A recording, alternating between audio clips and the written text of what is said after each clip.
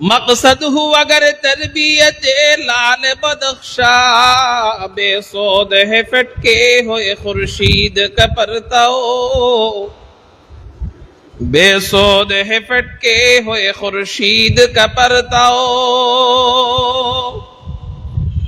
दुनिया रिवायात के पंदों में गिरफ्तार,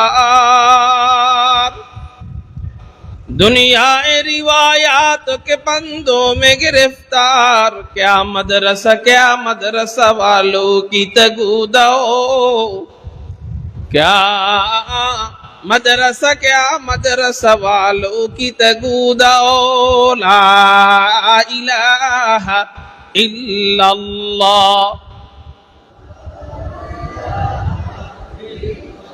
আমরা একটু জোরে জোরে জিকির করি, লা ইলাহা ইল্লাল্লাহ, লা ইলাহা ইল্লাল্লাহ, লা ইলাহা ইল্লাল্লাহ, লা ইলাহা ইল্লাল্লাহ, লা ইলাহা ইল্লাল্লাহ।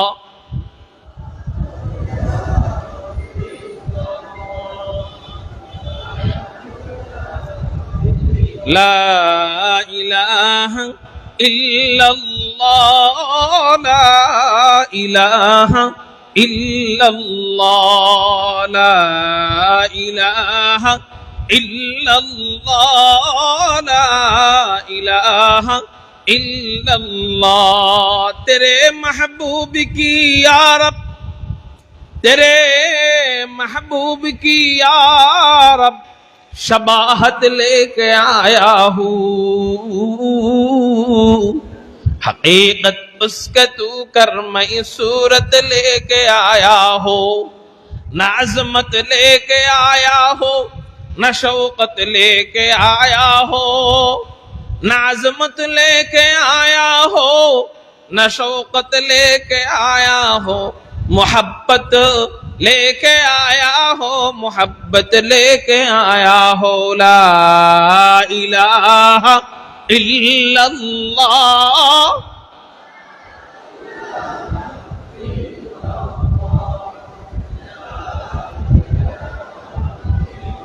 ला इलाहा इल्लल्लाह, मुहम्मदुर रसूलुल्लाह सल्लल्लाहु अलैहि वसल्लम। अल्हम्दुलिल्लाह, अल्लाह जल्ल जलालुहु व अम्मा नवालुहुर दरबारे लाख कोटी शुक्रिया আদায় করি যে মহান রব্বে করিম আমাদেরকে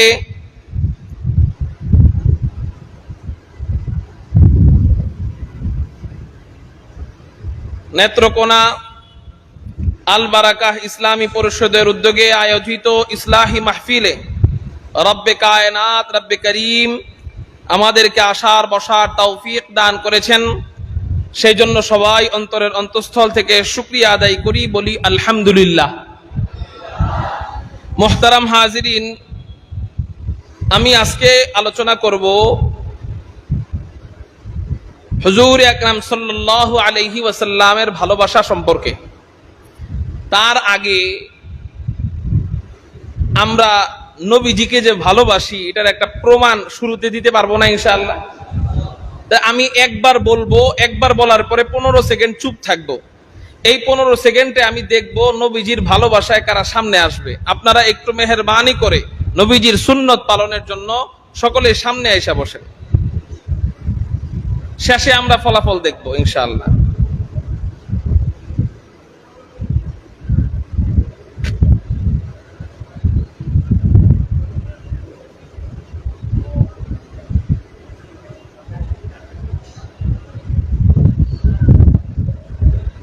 পিছনের হুজুরা মনে মনে কয় আমরা নেত্রকোনার হুজুর, আমরা মানুষের মাথায় কাঁড়াল ভাঙ্গে খাই, হুজাইব হিসাবে এখন আমগো মাথায় কাঁড়াল ভাঙ্গে।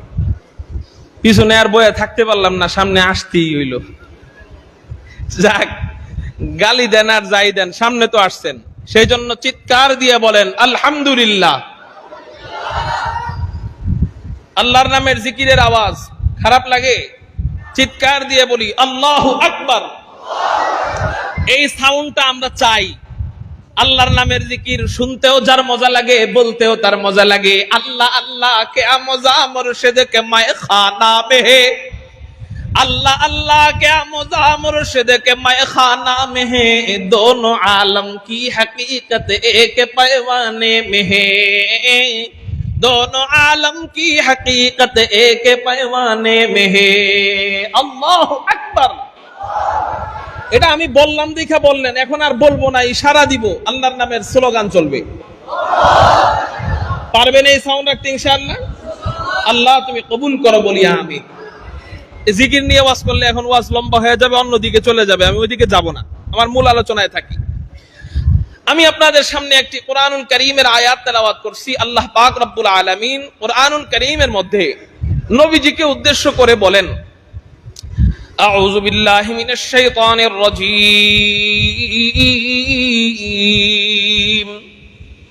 বিসমিল্লাহির রহমানির রহিম,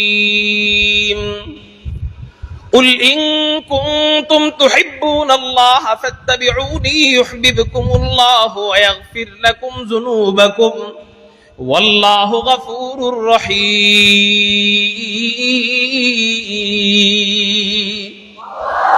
আল্লাহ পাক রব্বুল আলামিন বলেন, হে নবী আপনি আপনার উম্মতদেরকে বলুন, ইন কুনতুম তুহিব্বুনাল্লাহ, ও আমার উম্মতেরা, তোমরা যদি আমি আল্লাহকে মহব্বত করো, তোমরা যদি আল্লাহকে মহব্বত করো, ইন কুনতুম তুহিব্বুনাল্লাহ, যদি তোমরা আল্লাহকে মহব্বত করো।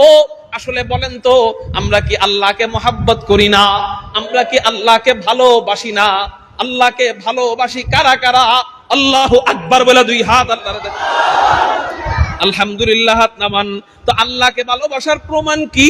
আল্লাহকে ভালোবাসার প্রমাণ কি? এটাই যে আমি একটু মাহফিলে আসলাম, একটু বয়ানে বসলাম, একটু হাত উঠাইলাম, একটু আল্লাহু আকবার বলে চিৎকার দিলাম, এটাই আল্লাহকে ভালোবাসার প্রমাণ? কয় না না না, তাহলে আল্লাহকে ভালোবাসার প্রমাণ কি?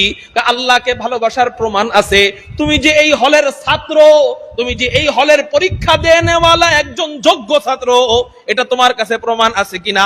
কয় হ্যাঁ প্রমাণ আছে। দারোয়ান কয় কি প্রমাণ? কয় এই যে আমার কাছে প্রবেশপত্র আছে। একটা কাগজ বাইর করে দিয়ে বলে, আমি এই হলের একজন যোগ্য ছাত্র, একজন পরীক্ষা দেওয়ার মতো যোগ্য ছাত্র, এই যে হলো আমার প্রমাণ, এই যে আমার প্রবেশপত্র, এই যে হলো আমার দলিল, আমি যে পরীক্ষা দিতে পারবো, আমি যে এই হলে ঢুকতে পারবো, এই যে হলো আমার প্রমাণ। দেখো স্যারেরা আমাকে সিগনেচার দিয়েছে, আমি এখানে ঢুকতে পারবো। তুমি যে জান্নাতে যাইতে পারবা, তুমি যে আল্লাহর কাছে যাইতে পারবা, এটার প্রমাণ কি? হ্যাঁ হ্যাঁ হ্যাঁ, দুনিয়ার কাজের ভিতরেও প্রমাণ যেমন দরকার হয়, জান্নাতে ঢোকার জন্য তোমার একটা প্রমাণ লাগবে যে তুমি আসলেই আল্লাহ আলা কিনা, তুমি আসলেই আল্লাহকে ভালোবাসো কিনা। তাহলে আল্লাহকে ভালোবাসার প্রমাণ কি? আল্লাহকে ভালোবাসার সাইনবোর্ড কি? আল্লাহকে ভালোবাসার লাইসেন্স কি? আল্লাহকে ভালোবাসার প্রবেশপত্র কি? আল্লাহ নবীজিকে শিখায়া দেয়, ও রাসূল আপনি বলুন, ফাত্তাবিউনি, ও আমার উম্মতেরা, তোমরা আমি নবীর সুন্নতের অনুসরণ করো। আমি নবীর সুন্নতের অনুসরণ করাটাই জান্নাতে যাওয়ার প্রবেশপত্র, আল্লাহকে ভালোবাসার সাইনবোর্ড। চিৎকার দিয়া বলেন সুবহানাল্লাহ। তাহলে বলেন আল্লাহকে ভালোবাসার সার্টিফিকেট কি? বলেন নবীজির অনুসরণ করা মানে সুন্নতের অনুসরণ করা। এই সুন্নত মানে এই যে সুন্নত নামাজ পড়ি যে সেই সুন্নত না, এই সুন্নত মানে নবীজির আদর্শের অনুসরণ করা।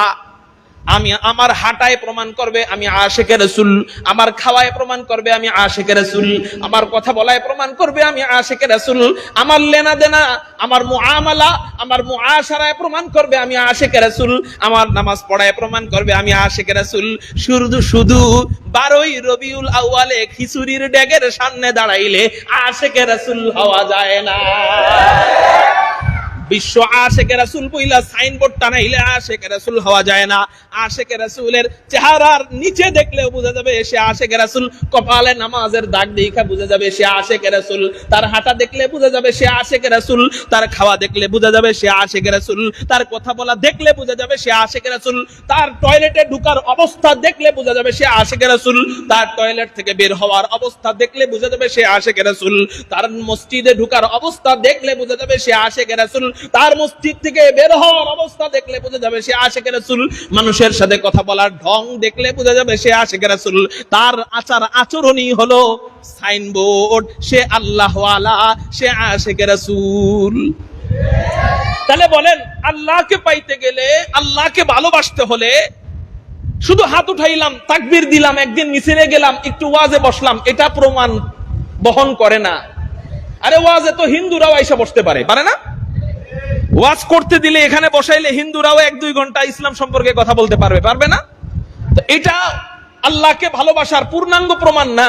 আল্লাহকে ভালোবাসার প্রমাণ, পূর্ণাঙ্গ প্রমাণ, যেই ব্যক্তি নবীর যত বেশি অনুসরণ করে সে তত বড় আল্লাহওয়ালা। কোন পীরের কাছে বায়াত হওয়ার আগে দেখেন যে সে, এই ব্যক্তিটার ভিতরে সুন্নত কতটুকু আছে, যত বেশি সুন্নত সে তত বড় আল্লাহওয়ালা। এবার আসেন, আমরা সুন্নত অনুসরণ করতে চাই না কেন? সুন্নতকে মানতে চাই না কেন? সুন্নত আমাদের অনুসরণ করতে মজা লাগে না কেন? আমরা আশেকে রাসূল দাবি করি, মাগার বাবার কাছে গেলে গাঞ্জা টানি। আমরা আশেকে রাসূল দাবি করি, মাগার দাড়ি রাখি না। আমি আশেকে রাসূল দাবি করি, মাগার পুরুষ নারী একসাথে মুরিদ হই, আছে না নাই? সুন্নত মানতে মনে চায় না, আশেকে রাসূল বলি কিন্তু সুন্নত মানতে মন চায় না। সুন্নত অনুসরণ আসে কখন বলেন? অনুসরণ আসে কখন? দিলে ভালোবাসা ঢুকে যখন। বলেন, অনুসরণ আসে কখন? সবাই বলেন, অনুসরণ আসে কখন? দিলে ভালোবাসা ঢুকে যখন। উদাহরণ দেই, আপনার সন্তান, আপনারা পানিকে পানি বলেন, পানি বলেন না? কিন্তু আপনার বাচ্চা, ছোট বাচ্চা, এ মাত্র দাঁত হইতেছে, এ পানিকে পানি বলতে পারে না, বলেন তো কি বলে? মাম বলে। এখন এই বাচ্চাটা বলে, আব্বু মাম খাবো, মাম। আপনিও যখন ওর সামনে যান পানি নিয়ে, আপনিও ওরে বলেন, আব্বু এই যে মাম খাও, মাম। আচ্ছা, ও মাম বললো, ওর দাঁত নাই দেখা, আপনি মাম বললেন কেন? হুজুর, এই বাচ্চাকে আমি মহব্বত করছি, এই জন্য ওর মাম বলা আমার ভালো লাগছে, এই জন্য আমি ওর মাম বলার অনুসরণ করছি। ঠিক না ভাই? ঠিক। এই যে আপনি যে ওর অনুসরণ করলেন, মাম বললেন কেন? ওর প্রতি আপনার ভালোবাসা আছে, এই জন্য অটোমেটিক অনুসরণ চলে আসছে। ঠিক না ভাই? ঠিক। নবীজির প্রতি যদি কারো ভালোবাসা চূড়ান্ত পর্যায়ে চলে যায়, জীবন গেলেও তার দাড়ি কেউ কাটতে পারবে না। লম্বা চোরা আলোচনা, আমি একটা উদাহরণ দেই, বেশি দূরে যাওয়া লাগবে না। আমার আব্বা ইন্ডিয়া নিয়ে গেলাম চিকিৎসা করতে, কিডনি পাল্টাইতে নিয়ে গেলাম, প্রায় 50 থেকে 60 লক্ষ টাকার মতো খরচ হয়েছে আমার চিকিৎসা করতে। তো আব্বারে যখন অপারেশন থিয়েটারে নিবে, 40 লাখ টাকা আগেই দেওয়া শেষ, আগেই 40 লাখ দেওয়া শেষ, অপারেশনের পরে 20 লাখ। অপারেশন থিয়েটারে নেওয়ার আগে ডাক্তার বলছে আব্বার শরীরের সমস্ত পশম চাচতে হবে, কারণ একটা পশম যদি উড়ে বাতাসের অথবা এসির বাতাসে যদি একটা পশম উড়ে পেটের ভিতরে চলে যায়, পুরো অপারেশনটা বিফল হয়ে যেতে পারে এই জীবাণু থেকে। বলল যে দাড়িও কাটতে হবে। আব্বা বলল, বাবা আমি তো দাড়ি কাটতে পারবো না। সব ডাক্তার হিন্দু ডাক্তার, বলতেছে আমরা তো এত কিছু বুঝি না, আমরা রুলসের বাহিরে যেতে পারবো না। আব্বা বলতেছে রুলসের বাহিরে না গেলে কিছু করার নাই, আমাকে বিদায় দিয়ে দেন। ডাক্তার বলতেছে আপনার যে 40 লাখ টাকা আপনি দিচ্ছেন, এটা তো রিসিট কাটা হয়ে গেছে, এখন তো বিদায় দিলে এই টাকা আর পাইবেন না। আব্বা বলে 40 লাখ কেন, আমার পুরা দুনিয়াও যদি আল্লাহ নিয়ে যায় তারপরেও তো আমি দাড়ি দিব না। ওই সময় জরুরতান জায়েজ ছিল, জরুরতান ওই সময় যদিও জায়েজ ছিল, কিন্তু একজন আশিকে রাসূল, নবীর প্রেমিক বান্দা উম্মত যারা, নবীর প্রেমিক উম্মত যারা, এরা একটা সুন্নত, আদনা থেকে আদনা সুন্নতকে এত ভালোবাসে, জীবন চলে যাবে তারপরেও সুন্নতের বিপরীত কোনো কাজ তাদের পক্ষ থেকে করা সম্ভব নয়। ঠিক না বে ঠিক? অথচ আমাগো এলাকার অনেক পীর দাবি করে, মাগার সুন্নত তো দূরে থাক, এতে ফরজ গোসল করে না কয়েক বছর ধরে। ঠিক না বে ঠিক? আল্লাহ আমাদেরকে এদের থেকে হেফাজত করুক, বলি আমিন। তো এই যে এই অনুসরণ আসবে কখন? দিলে নবীর ভালোবাসা ঢুকবে যখন। তাহলে চলেন আজকের কিছু সংক্ষেপ আলোচনার মাধ্যমে আমাদের দিলে নবীজির ভালোবাসা ঢুকাই। এখানে আমি দেখতেছি আমার ডাইনে বামে সামনে পিছনে আমার চেয়ে বড় বড় আলেম আলহামদুলিল্লাহ এখানে আছেন। নতুন করে ওয়াজ দিয়ে আপনাদের ভিতরে হেদায়েত ঢুকামো ওই যোগ্যতা আমার নাই। মুজাকারা করতেছি, আল্লাহ যেন এই আলোচনার মাধ্যমে আগে আমাকে পরে আমাদের সবার দিলের ভিতরে এই নবীজির প্রেম ঢুকার তৌফিক দান করেন। সবাই বলি আমিন। নবীজিকে ভালোবাসবো কেন? প্রথম কথা, আল্লাহকে পাইতে গেলে নবীর অনুসরণ দরকার। দ্বিতীয় কথা, অনুসরণ করতে গেলে ভালোবাসা দরকার। তৃতীয় কথা, নবীজিকে ভালোবাসবো কেন? উত্তর দুই ভাবে দিব। এক নাম্বার জবাব হলো আমি হাদিস থেকে জবাব দিব। দুই নাম্বার জবাব আমি বিজ্ঞানের আলোকে জবাব দিব। হাদিসের জবাব, নবীজি বলেন আহিব্বুল্লাহ লিমা ইয়াগলুকুম মিন নি'মাহ। এক নাম্বার নবীজিকে ভালোবাসার হাদিসের জবাব, আহিব্বুল্লাহ লিমা ইয়াগলুকুম মিন নি'মাহ ওয়া আহিব্বুনি লিহুব্বিল্লাহ ওয়া আহিব্বু আহলা বাইতি লিহুব্বি। নবীজি বলেন এক নাম্বার আহিব্বুল্লাহ, ভালোবাসার এক নাম্বার হকদার আল্লাহ। একটু চিৎকার দিয়ে বলেন ভালোবাসা পাওয়ার এক নাম্বার হকদার কে? ভালোবাসা পাওয়ার এক নাম্বার হকদার আল্লাহ। নবীজি বলেন কেন আল্লাহকে ভালোবাসবা? কাইলিমা ইয়াযুকুম মিন নি'মা, আল্লাহ পাক রব্বুল আলামিন তোমাদেরকে অনেক ধরনের নিয়ামত দিয়েছেন, এই জন্য তোমরা আল্লাহকে ভালোবাসবা। আমরা যা কিছু দেখি এটাও আল্লাহ আমার জন্য নিয়ামত, আমরা যা কিছু দেখি না এটাও আমাদের জন্য নিয়ামত। আসমান আমাদের জন্য নিয়ামত, জমিন আমাদের জন্য নিয়ামত, নদী নালা আমাদের জন্য নিয়ামত, পাহাড় পর্বত আমাদের জন্য নিয়ামত, চন্দ্র সূর্য আমাদের জন্য নিয়ামত, রাত আমার জন্য নিয়ামত, দিন আমার জন্য নিয়ামত, বাতাস আমার জন্য নিয়ামত, অক্সিজেন আমার জন্য নিয়ামত, গর্তের পিপিলিকা আমার জন্য নিয়ামত, সাপ আমার জন্য নিয়ামত, রাসেল ভাইপার সাপ আমার জন্য নিয়ামত। হুজুর কেমনে? কেমনে কেমনে কেমনে? সাপের বিষ ছাড়া ডাক্তাররা একটা ব্যথার ওষুধ বানাইতে পারে না। সুবহানাল্লাহ কইবেন না? এদিক দিয়ে দেখি সাপ আমার ক্ষতি করে, আর একদিক দিয়ে আবার ডাক্তার ব্যথার ওষুধ বানায় সাপের বিষ দিয়া। এইরকম যা কিছু আমি আপনি দেখি এটাও আমার জন্য নিয়ামত, যা কিছু দেখি না এটাও নিয়ামত, যা কিছু বুঝি এটাও নিয়ামত, যা কিছু বুঝি না এটাও নিয়ামত। আচ্ছা, গর্তের পিপিলি পেটের ভিতরে পায়খানার যে থলি আছে, ময়লার যে থলি আছে, এই ময়লার থলির ভিতরে পোকা আছে, আছে না নাই? কুরবানি দেন না আপনারা? বুড়ি ফাড়েন না? বুড়ির ভিতরে পোকা আছে না নাই? এই পোকা কেন বানায়? বাহ্যিক ভাবে আমরা যদি পোকা খাই অসুস্থ হয়ে যাই। যদি আপনি 10টা পোকা একসাথে খান আপনার ডায়রিয়া ছুটবে, কিন্তু পেটের ভিতরে জীবিত পোকা আল্লাহ রাইখা দিছে। এই পোকা আমার কি খেদমত করে? এই পোকা আমার জন্য কেমন নেয়ামত? উত্তর, বিজ্ঞান গবেষণা করে দেখে আমাদের পেটের ভিতরে, মানুষের পেটের ভিতরে যে পোকাগুলা আছে এই পোকাগুলার কারণে আমরা অসুস্থ হই না কেন? বিজ্ঞান গবেষণা করে বলে হায় হায় হায় হায়, এই পোকা না থাকলে আমরা অসুস্থ হয়ে যাইতাম। এই পোকা থাকার ফলে আমাদের শরীরের মধ্যে কোনো ভাইরাস ঢুকে না। কেমনে? আপনি একটা বোতলের মধ্যে দুধ রাখবেন, সবচেয়ে পবিত্র একটা খাবার দুধ না? হ্যাঁ, পানি একটা পবিত্র খাবার না? দুধ একটা পবিত্র খাবার। মেরাজের রজনীতে নবীজি দুধ খেয়েছিলেন। এই দুধ একটা বোতলে রাখবেন, ফ্রিজ ছাড়া 4 দিন 5 দিন রাখবেন, এই দুধের মুটকা খুললে এটা আর খাওয়া যাবে না। বলেন খাওয়া যাবে কেন? কারণ এটা ভাইরাসে রূপান্তরিত হয়ে গেছে, এটা খাইলে অসুস্থ হবে। আচ্ছা বলেন, মাত্র 4 দিন ধরে পবিত্র একটা খাবার রাখার কারণে যদি ভাইরাসে রূপান্তরিত হয়ে যায়, এটা জীবাণুতে ভরে যায়, আমাদের পেটের পায়খানার থলির ভিতরে জন্মের পর থেকে পায়খানা, ঠিক না ভাই? ঠিক।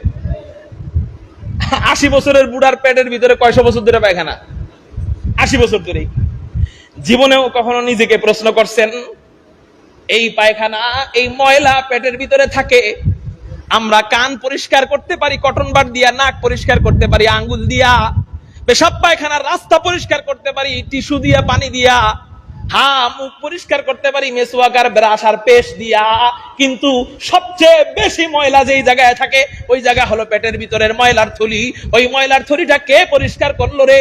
জীবনে কখনো মেসওয়াকও পৌঁছাইতে পারলাম না, জীবনে কখনো ব্রাশও পৌঁছাইতে পারলাম না, জীবনে কখনো সাবানও পৌঁছাইতে পারলাম না, জীবনে কখনো টিস্যু পৌঁছাইতে পারলাম না, জীবনে কখনো পানি দিয়ে ওয়াশ করতে পারলাম না। তাহলে পেটের ভিতরের ওই যে পুরাতন জীবাণুগুলা, 4-5 দিন আগের পুরাতন জীবাণুগুলা, 80 বছর আগের পুরাতন জীবাণুগুলা থাকার কারণে আমার শরীর তো অসুস্থ হয়ে যাওয়ার কথা ছিল, কিন্তু ওখানে কে এমন আছে যে পরিষ্কার কইরা কইরা পুরাতন ময়লার জীবাণুগুলা থেকে, অসুস্থ হওয়া থেকে আমাদেরকে দূরে রাখে? আল্লাহ পাক রব্বুল আলামিন আমার আপনার জন্য পেটের ভিতরে পোকা সুপারভাইজার ক্লিনার নিয়োগ করে দিছে। আমার বান্দারা আমার নাফরমানি করবে, কিন্তু সাবধান, তোরা আমার বান্দার নাফরমানি করবি না, তোরা আমার বান্দার খেদমত করবি। আমার বান্দা সারা দিন নামাজ না পড়া, সারা রাত নামাজ না পড়া, ইশারের নামাজ না পড়া, ফজরের নামাজ না পড়া যখন ঘুমায় থাকবে, সাবধান, রাগ হইয়া আমার বান্দার উপরে প্রতিশোধ নিস না। হতে পারে আমার বান্দা তওবা করে আমার রাস্তায় ফিরে আসবে, কিন্তু সাবধান, তুই কোনো প্রতিশোধ নিবি না। ও পেটের পোকারা, আমার বান্দা যখন সারাদিন পরিশ্রম কইরা রাত্রে বেলা ঘুমাইতে যায়, পেটের পুরাতন জীবাণু ময়লাগুলা খেয়ে খেয়ে পরিষ্কার কইরা দিবা। আল্লাহু আকবার। পেটের ভিতরের ময়লা এটা আমার খেদমত করে, সুবহানাল্লাহ বলেন।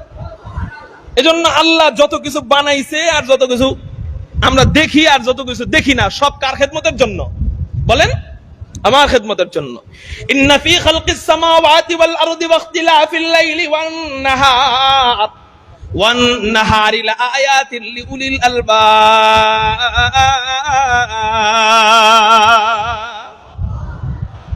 আলোচনা অন্যদিকে চলে যাচ্ছে, আমি ওই দিকে যাব না, আল্লাহ যদি কখনো তৌফিক দেয়। এই আয়াতের উপর আলোচনা করব। কুল্লাউ কানাল বাহরু মিদাদান লিকালিমাতি রাব্বি লানাফিজাল বাহরু ক্বাবলা আন তানফাযা কালিমাতু রাব্বি ওয়ালাউ জিনা বিমিসলিহি মাদাদা।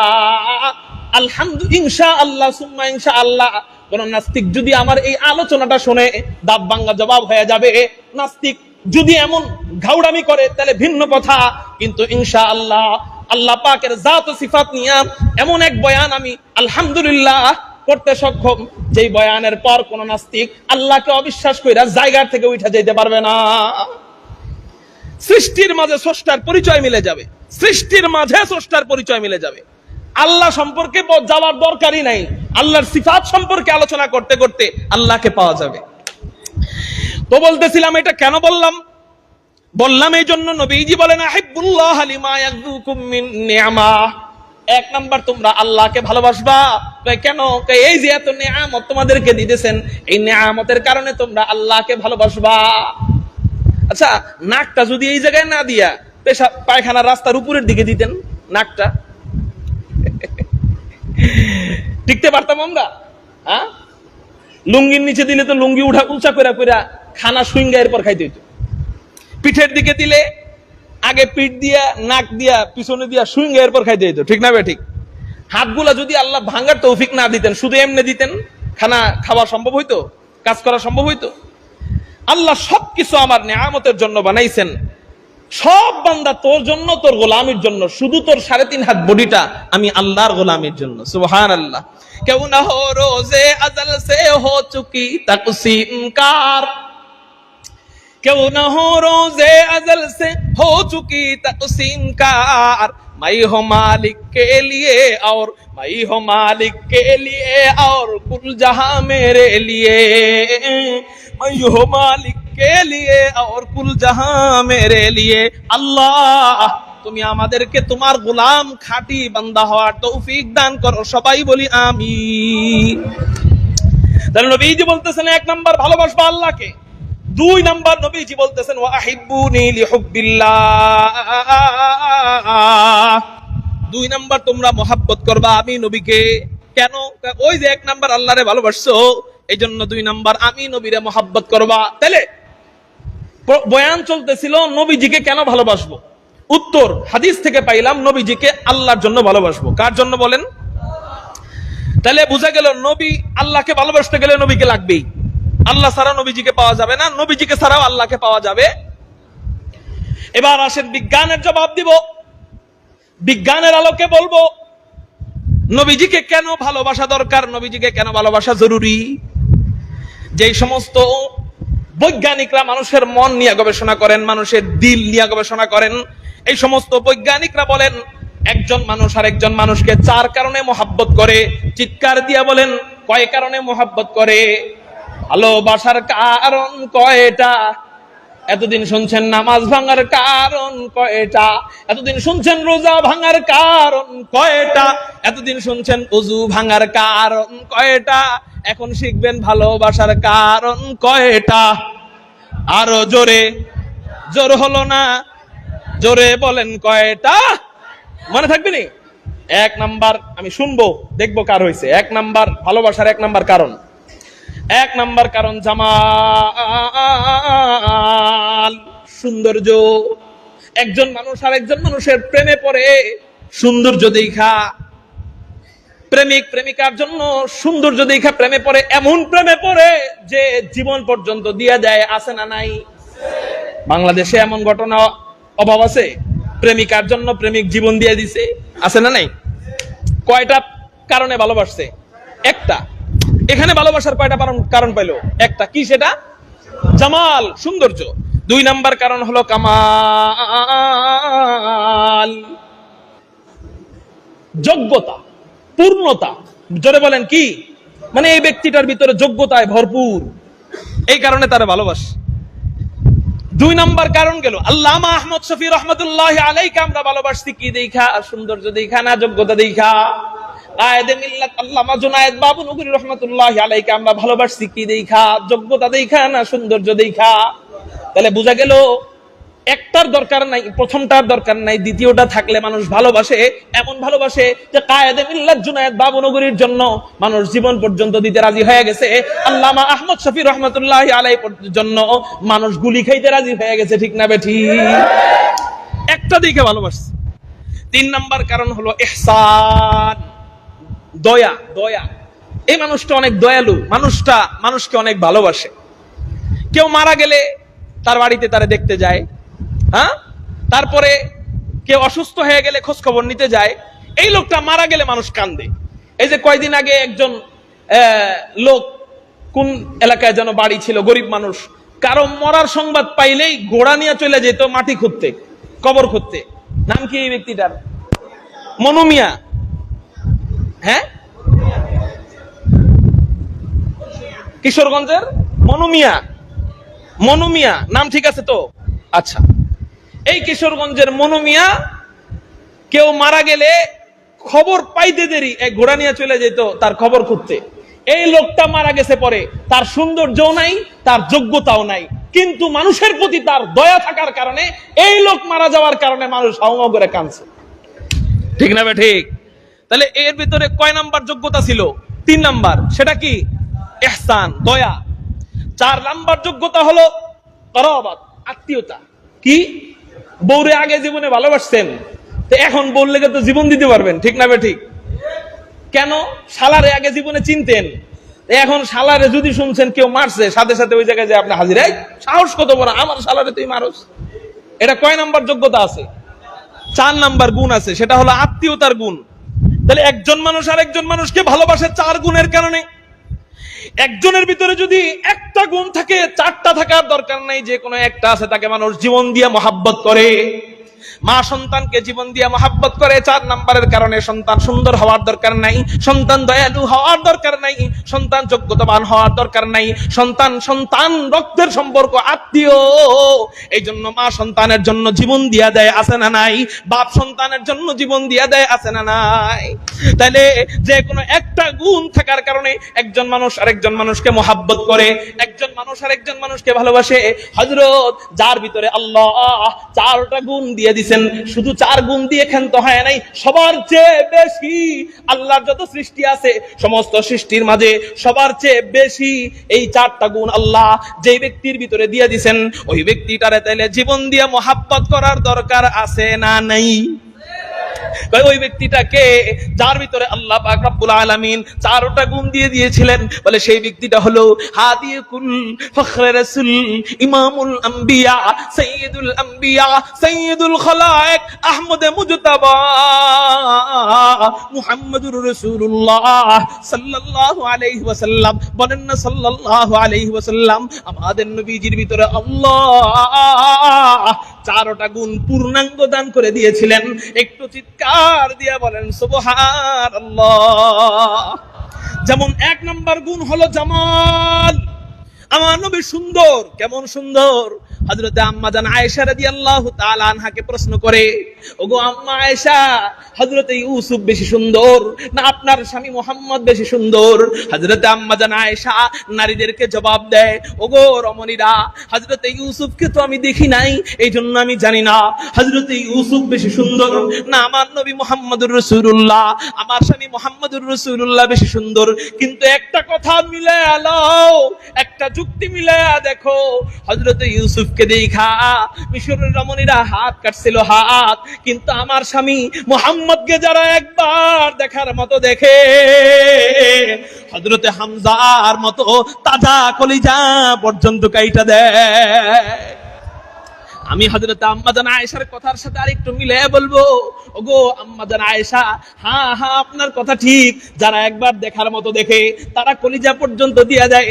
কিন্তু এই মুহূর্তে আপনি যদি 6 মে রাত্রেবেলা আপনি দেখতেন হেফাজত ইসলামের ওই মঞ্চে নবী প্রেমিকরা নবীর জন্য কেমনে রক্ত দিছে, তাহলে অবশ্যই বলে ফেলতেন এই নবীকে দেখা লাগে না, শুধু এই নবীকে শোনার ব্যাপারে, এই নবীকে যারা বিশ্বাস করে তাদেরকে যদি নবীর ইজ্জতকে হেফাজত করবার জন্য ডাক দেয়, হাসতে হাসতে তাজা কলিজা দিয়া দেয়। এই যুবক, নবীর খতমে নবুয়তকে হেফাজত করবার জন্য, নবীর ইজ্জতকে হেফাজত করবার জন্য নেত্রকোনার উলামায়ে কিরাম যদি তোমাদেরকে ডাক দেয়, হযরতে হামজার মতো শহীদ হতে রাজি আছো কারা কারা? আল্লাহু আকবার বলে দুই হাত।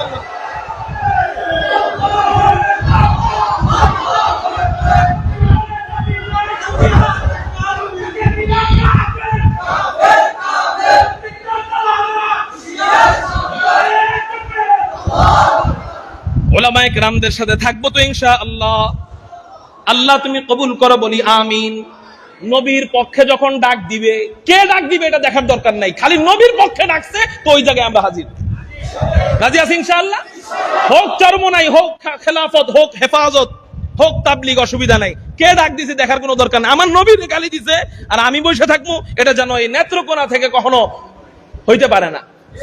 নবীর বিরুদ্ধে কাজ করবে সবার আগে যেন পত্রিকায় পাওয়া যায় নেত্রকোনার আলেমরা সামনে। পারবো তো ইনশাআল্লাহ? আল্লাহ তুমি কবুল করে, বলি আমি। হযরত আকা নামদারের সৌন্দর্য কেমন ছিল চলেন আপনাদেরকে আরো কয়েকটা হাদিস শুনায়ে দিই। তিরমিজি শরীফের হাদিস, হযরতে আম্মা জান হযরতে জাবির ইবনে সামুরা বর্ণনা করেন, আন জাবির ইবনে সামুরা রাদিয়াল্লাহু তাআলা আনহু قال রাআইতু রাসূলুল্লাহ সাল্লাল্লাহু আলাইহি ওয়াসাল্লাম ফি লাইলাতিন ইদহিয়ান ওয়া আলাইহি হুল্লাতুন হামরা।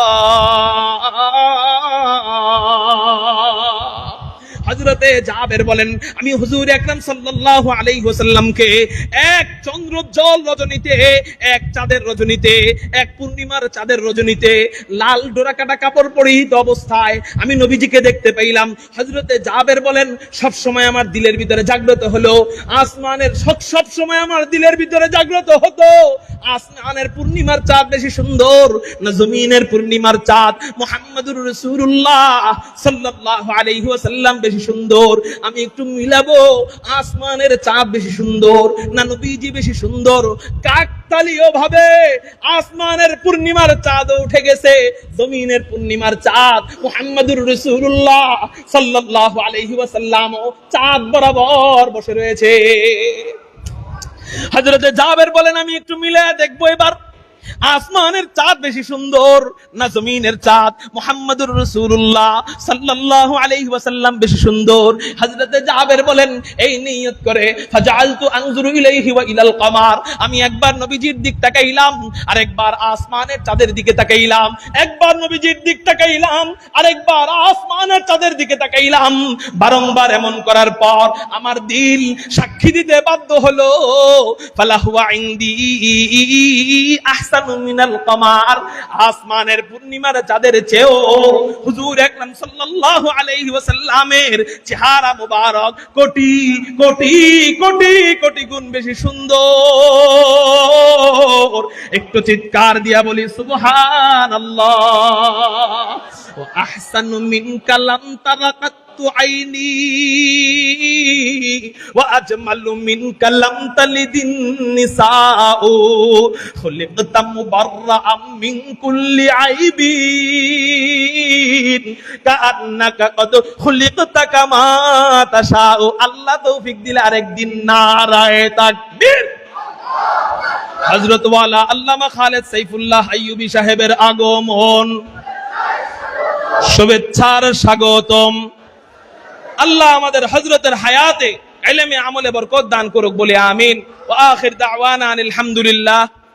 আসসালামু আলাইকুম ওয়া রাহমাতুল্লাহি ওয়া বারাকাতুহু।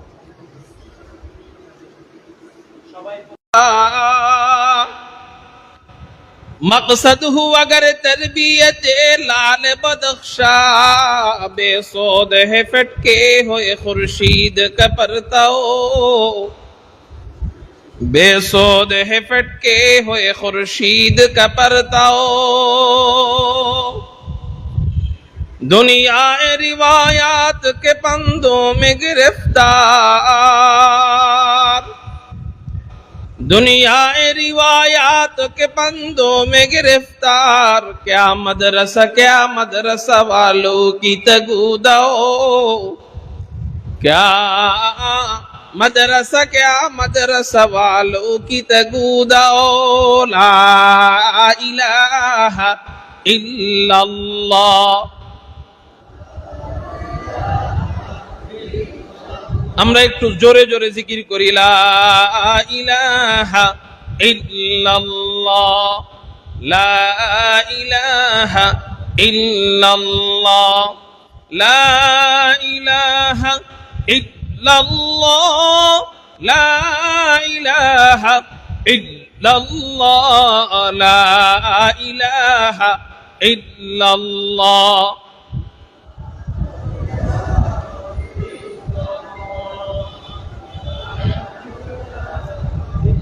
لا إله إلا الله، لا إله إلا الله، لا إله إلا الله، لا إله إلا الله۔ तेरे महबूब की या रब, तेरे महबूब की या रब शबाहत लेके आया हूँ, हकीकत उसका तू कर मैं सूरत लेके आया हो।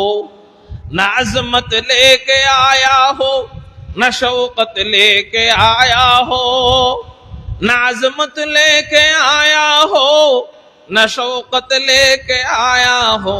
मोहब्बत लेके आया हो, मोहब्बत लेके आया हो। ला इलाहा इल्लल्लाह।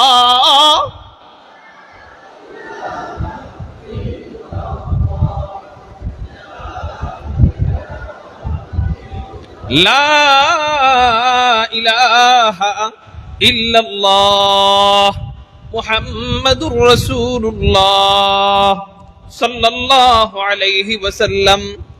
अल्हम्दुलिल्लाह, अल्लाह जल्ला जलालुहु व अम्मा नवालुहुर दरबारे लाख कोटी शुक्रिया আদায় করি যে মহান রব্বে করিম আমাদেরকে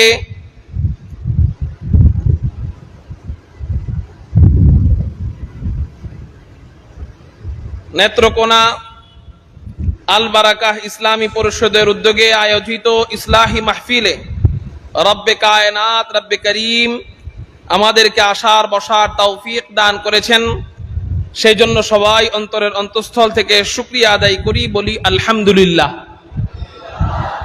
মুহতারাম হাজিরিন, আমি আজকে আলোচনা করব হুজুর আকরাম সাল্লাল্লাহু আলাইহি ওয়াসাল্লামের ভালোবাসা সম্পর্কে। তার আগে আমরা নবীজিকে যে ভালোবাসি এটার একটা প্রমাণ শুরুতে দিতে পারবো না ইনশাআল্লাহ? তা আমি একবার বলবো, একবার বলার পরে 15 সেকেন্ড চুপ থাকবো। এই 15 সেকেন্ডে আমি দেখবো নবীজির ভালোবাসায় কারা সামনে আসবে। আপনারা একটু মেহেরবানি করে নবীজির সুন্নত পালনের জন্য সকলে সামনে এসে বসেন। শেষে আমরা ফলাফল দেখবো ইনশাআল্লাহ।